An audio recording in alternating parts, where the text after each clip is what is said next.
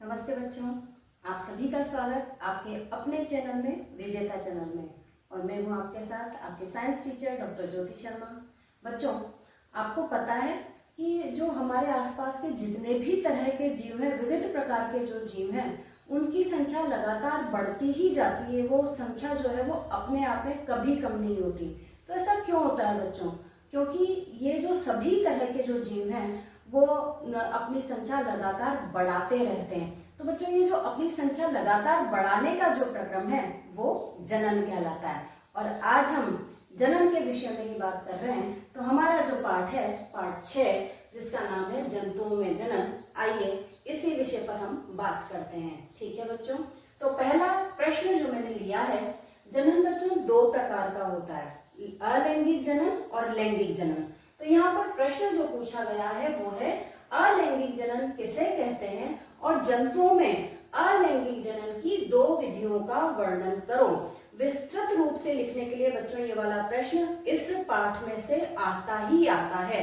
दो प्रश्न इसमें से आते हैं। इसमें से एक प्रश्न ये वाला है कि अलैंगिक जनन की दो विधियों का वर्णन कीजिए। तो बच्चों पहले आते हैं हम अलैंगिक जनन किसे कहते हैं। तो बच्चों, उस प्रकार का जनन वह जनन जिसमें केवल एक ही प्रकार का जीव भाग ले। वो जीव नर भी हो सकता है और वो जीव मादा भी हो सकता है। इससे उसके लिंग पर कोई फर्क नहीं पड़ता। दोनों ही तरह के जो जीव होते हैं वो अपनी संख्या में बढ़ोतरी कर सकते हैं। तो एक ही प्रकार के जीव द्वारा अपनी संख्या में बढ़ोतरी करना, ये वाला जो प्रक्रम है, ये वाला जो प्रकार है वो अलैंगिक जनन कहलाता है बच्चों। ठीक है, और अलैंगिक जनन दो विधियों के द्वारा हमने यहाँ पर लिया है, एक तो मुकुलन द्वारा और एक द्विविखंडन द्वारा। तो बच्चों पहले लेते हैं मुकुलन को।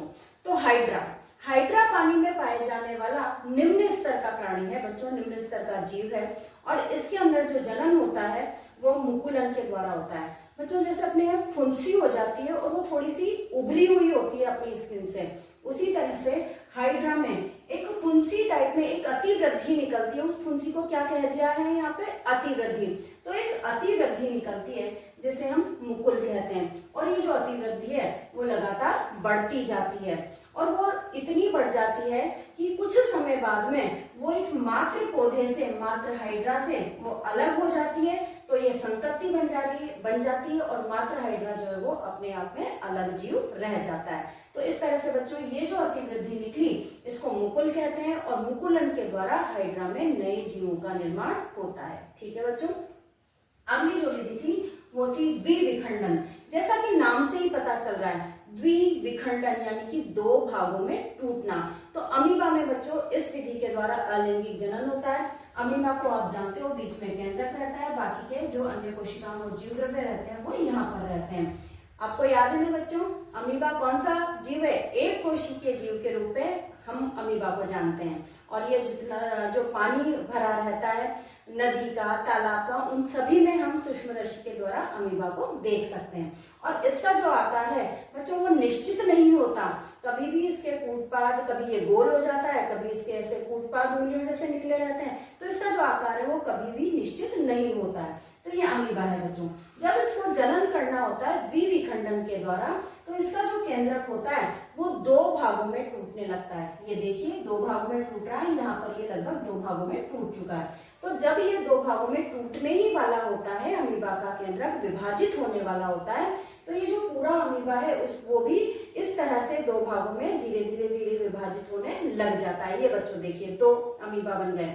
एक जो केंद्रक है वो एक अमीबा में, दूसरा वाला जो केंद्रक है वो दूसरे वाले अमीबा में चला जाता है। तो इस तरह से एक अमीबा जो होता है वो दो अमीबा में, दो पुत्री अमीबा में विभक्त हो जाता है। तो इस तरह से अमीबा जो है वो द्विविखंडन क्रियाविधि के द्वारा अपना अलैंगिक जनन संपन्न करता है। ठीक है बच्चों, नेक्स्ट क्वेश्चन पर आते हैं कि लैंगिक जनन किसे कहते हैं। अभी हमने अलैंगिक जनन में कहा कि एक ही प्राणी भाग लेता है, वो नर हो सकता है या वो मादा हो सकता है, कोई दिक्कत नहीं है इसमें कि उसका लिंग क्या है। लेकिन लैंगिक जनन जो होता है वो दो जीवों के द्वारा संपन्न होता है बच्चों, जिससे उन दो जीवों में एक होना चाहिए नर और एक होनी चाहिए मादा।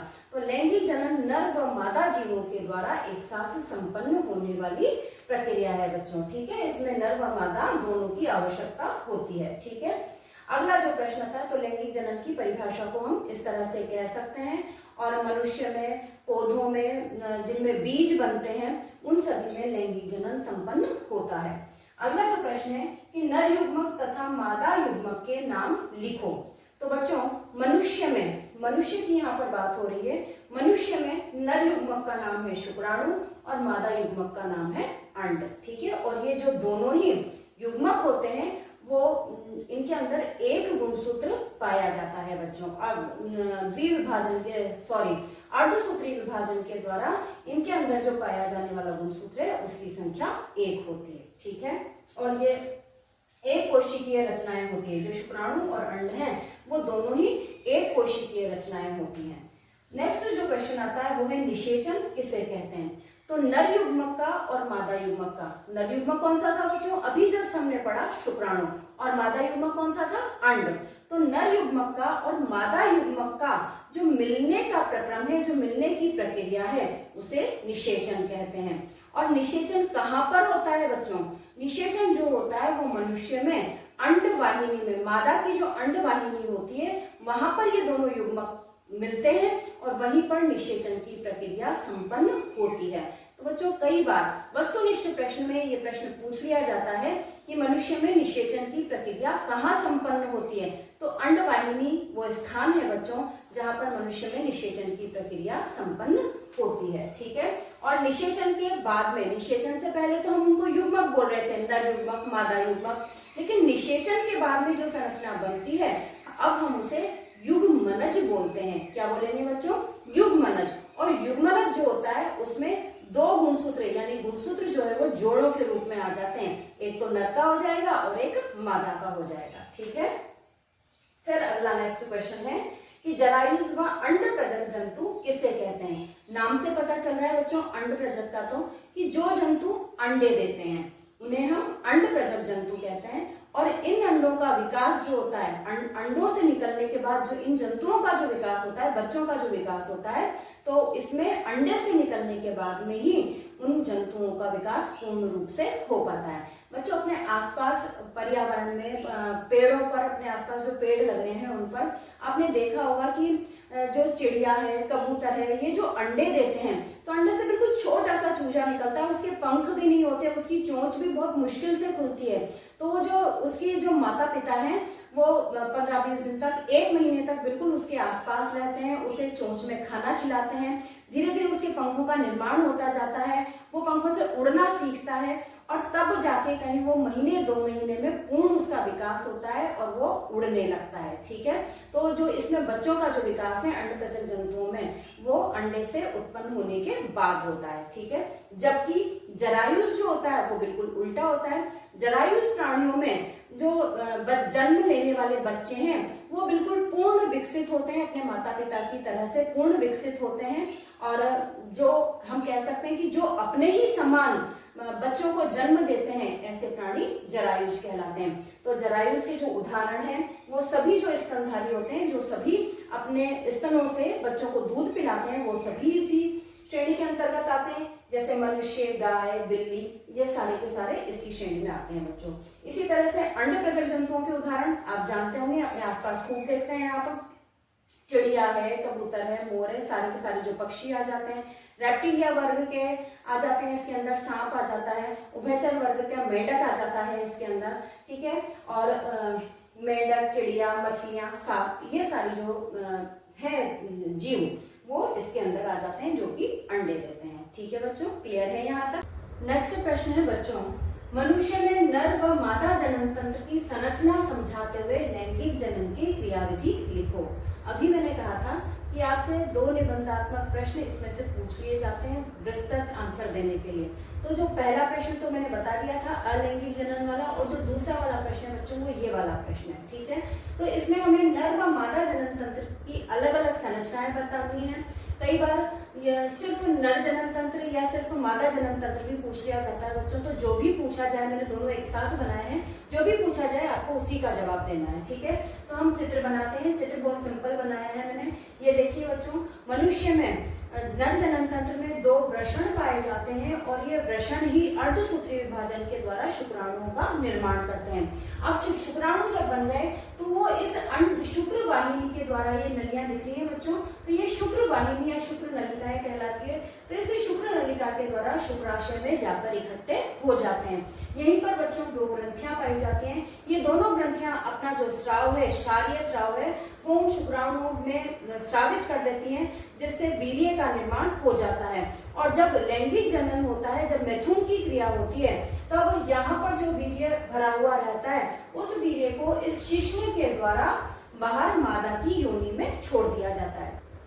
यह है बच्चों मादा जनन तंत्र। मादा जनन तंत्र में 2 अंडाशय होते हैं और जो अंडाशय होते हैं वो अंडवाहिनी से जुड़े हुए रहते हैं। जैसे ये अंडाशय है और ये अंडवाहिनी है, तो अंडवाहिनी कीप के समान संरचना होती है। जैसे ही अंडा गिरता है वैसे ही अंडवाहिनी इसे कैच कर लेती है। तो अंडवाहिनियां दोनों तरह की, जो दोनों तरफ की जो अंडवाहिनियां हैं वो बीच में आकर के मिलती हैं और गर्भाशय का निर्माण करती हैं। गर्भाशय जो होता है वो थैले के समान रचना होती है और जैसे ही इसमें गर्भ पलता है वैसे वैसे ये फूलता जाता है।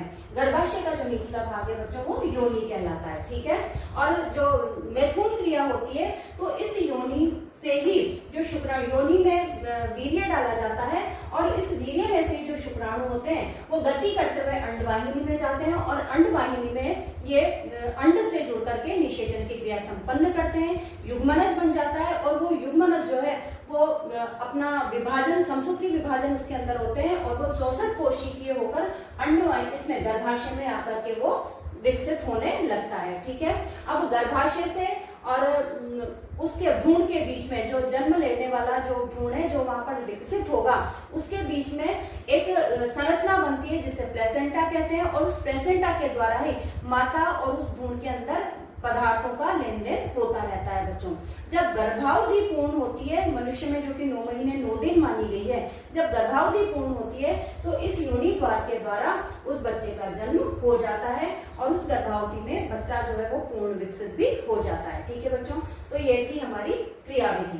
तो जन्म लेने के बाद में जब तक वो पलता है तब तक तो वो भ्रूण कहलाता है और जब वो जन्म ले लेता है तब वो शिशु कहलाता है।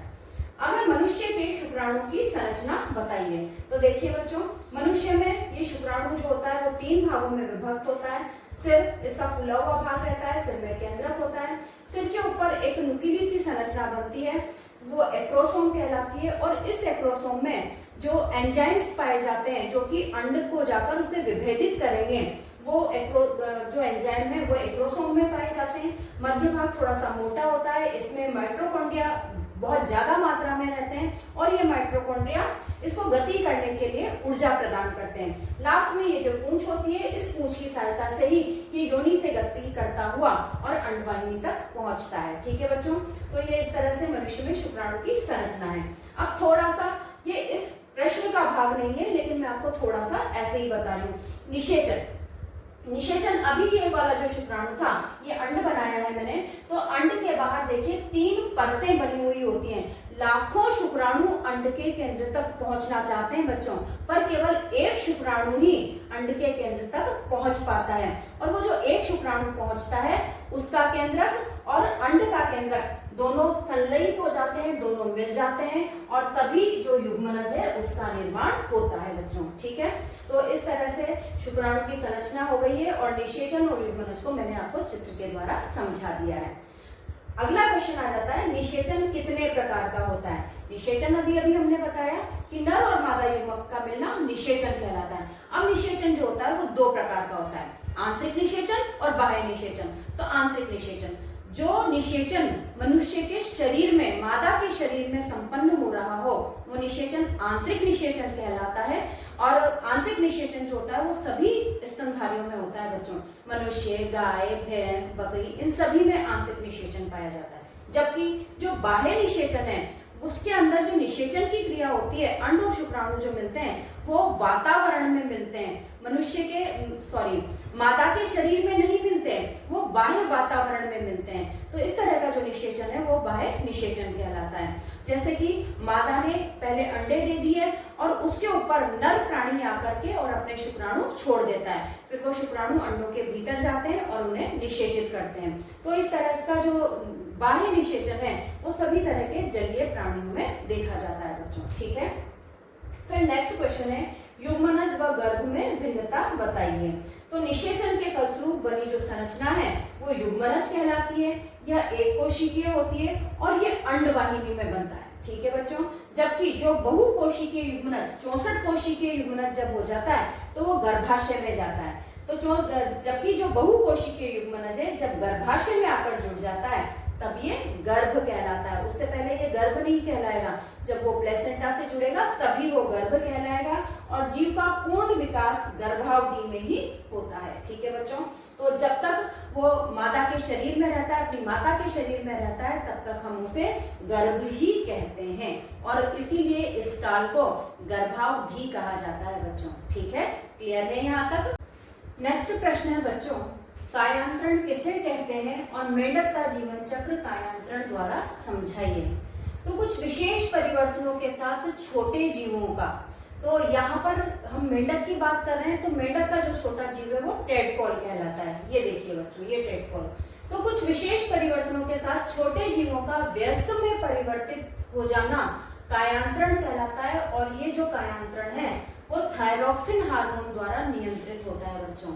शरीर में थायराइड ग्रंथि होती है जो थायरॉक्सिन हार्मोन स्रावित करती है और थायरॉक्सिन हार्मोन ही व्यस्त होने के लिए जो परिवर्तन है वो उत्पन्न करता है। यदि किसी की थायराइड ग्रंथि काट दी जाए, जैसे मेंढक की ही यदि थायराइड ग्रंथि हटा दी जाए तो फिर उस टेडपोल का मेंढक में परिवर्तन नहीं हो सकेगा बच्चों। वो जीवन भर टेडपोल ही बनकर रहेगा, उसका व्यस्त में परिवर्तन नहीं हो सकेगा। ठीक है, जैसे कई बार ये क्वेश्चन पूछ लिया जाए कि अगर टेडपोल की थायराइड ग्रंथि काट दी जाए, हटा दी जाए तो क्या होगा, तो वही उसका फिर व्यस्त में परिवर्तन नहीं हो सकेगा। ठीक है, ये मेंढक का जो जीवन चक्र है वो बनाया है हमने। देखते हैं, जो मेंढक होता है वो पत्तियों पर, जो पत्तियां आसपास के पेड़ पौधे रहते हैं जलीय किनारों पर, वहां पर ये अंडे देता है। उन अंडों से कुछ समय बाद में निषेचन होकर आरंभी टेडपोल बनते हैं और आरंभी टेडपोल होते हैं बच्चों वो मछलियों जैसे होते हैं, उनमें हाथ पैर कुछ भी हमें दिखाई नहीं देता, बस पूंछ जैसा एक ये पंख सा होता है। यह आरंभी टेडपोल अपना भोजन करके कुछ सप्ताह बाद ये बाद के टेडपोल की स्थिति है, ये कुछ बड़ा हो जाता है, एक आध छोटा सा इसमें हाथ पैर दिखाई देने लगता है, पूंछ जो होती है वो थोड़ी सी मोटी हो जाती है। अब इस बाद वाले टेडपोल में कायांतरण होता है। अब देखिए बच्चों, इन टेडपोल को अगर आप देखें तो ये बिल्कुल मछली जैसे ही दिखते हैं।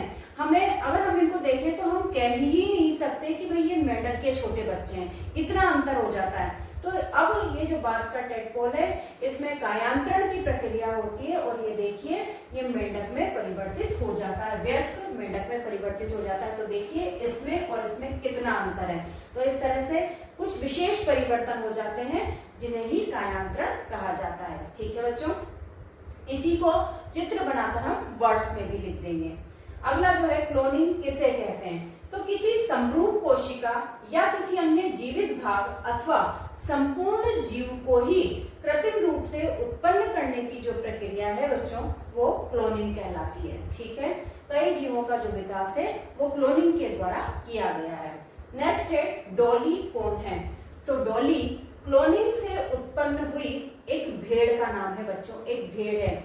ये डॉली जो है वो पहला स्तनधारी था जिसका क्लोन बनाया गया, रिक्त स्थान में कि पहला स्तनधारी जिसका क्लोन बनाया गया, तो डॉली भेड़। ठीक है, तो डॉली क्लोनिंग से उत्पन्न हुई एक भेड़ है जिसका जन्म 5 जुलाई 1996 को हुआ और इसमें जो 2 भेड़ों को समायोजित किया गया था वो थे फिन डॉर्सेट नामक मादा भेड़ और स्कॉटिश ब्लैकफिश ईव की कोशिकाओं को मिलाया गया था और इसकी मृत्यु जो है वो लंग इन्फेक्शन के कारण, फेफड़ों में संक्रमण के कारण इसकी मृत्यु 14 फरवरी 2003 को हो गई। ठीक है बच्चों, तो डॉली के बारे में पूछा जाता है तो आपको ये लिखना है। और फिर है IVF या इन विट्रो निषेचन क्या है बच्चों। इसी क्वेश्चन को बदलकर पूछ लिया जाए तो कह सकते हैं कि परख नली शिशु या टेस्ट ट्यूब बेबी किसे कहते हैं। तो बच्चों क्या होता है, कुछ लोगों में प्रॉब्लम होती है, अंड भी बन रहा है, शुक्राणु भी बन रहा है, लेकिन उनका निषेचन मादा के शरीर में नहीं हो पाता। कुछ परिस्थितियां, कोई प्रॉब्लम, कुछ ना कुछ ऐसा होता है। तो उस बात को सॉल्व करने के लिए इन विट्रो निषेचन करवाया जाता है।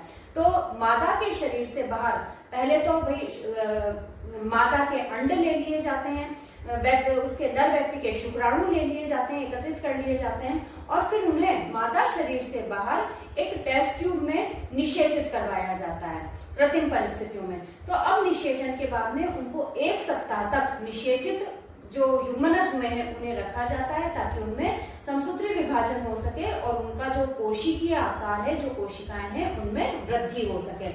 अब लगभग 1 सप्ताह तक बाहर कृत्रिम पोषण दिया जाता है, वैसी की वैसी परिस्थितियां देने की कोशिश की जाती है। अब 1 सप्ताह बाद में उसी मादा के शरीर में उसे गर्भ में स्थापित कर दिया जाता है बच्चों। तो ठीक है, तो जो गर्भ में जो 9 महीने का जो विकास होगा वो मादा के शरीर के अंदर ही होगा। तो इस तरह के जो बच्चे और जो जन्म है वो भी नॉर्मल बच्चों की तरह से ही होगा, सिर्फ जो निषेचन हुआ है वो टेस्ट ट्यूब में हुआ है। इस वजह से जो इस तरह से जन्म लेने वाले, इस तकनीक से जो जन्म लेने वाले बच्चे होते हैं उन्हें टेस्ट ट्यूब बेबी कहा जाता है, और इस तरह के निषेचन को इन विट्रो निषेचन या IVF कहा जाता है। तो जिन संततियों के जिन माता पिता के बच्चे नहीं हो रहे होते, निषेचन नहीं होने की वजह से, वो लोग IVF को अपनाकर निषेचन को बाहर करवाकर और इस तकनीक के द्वारा अपने बच्चे पैदा कर सकते हैं। ठीक है बच्चों, तो इस तरह से हमारा इस संपूर्ण पाठ के क्वेश्चन आंसर मैंने कवर करने की कोशिश की है। ये वो प्रश्न हैं जो आपसे बोर्ड परीक्षाओं में पूछे जाते हैं। ठीक है बच्चों, अगर आपको ये जो क्विक रिवीजन है हमारा वो समझ में आ रहा है और हमारे साथ साथ आप रिवीजन करते जा रहे हैं, जैसा कि मैंने कहा कि टेंशन लेने की बिल्कुल जरूरत नहीं है। आपने क्या पढ़ा और क्या नहीं पढ़ा, अब आप इस बात पर ध्यान मत दीजिए। हम जो वीडियोस बना रहे हैं बस उनके साथ में रिवीजन करते चलिए, कंसंट्रेट होकर जो मैं कहना चाहती हूँ उसे समझिए, क्योंकि मैं बहुत शोध के द्वारा आपके सामने इन प्रश्नों को लेकर आई हूँ और इनके उत्तरों को समझाने का आपका प्रयास कर रही हूँ।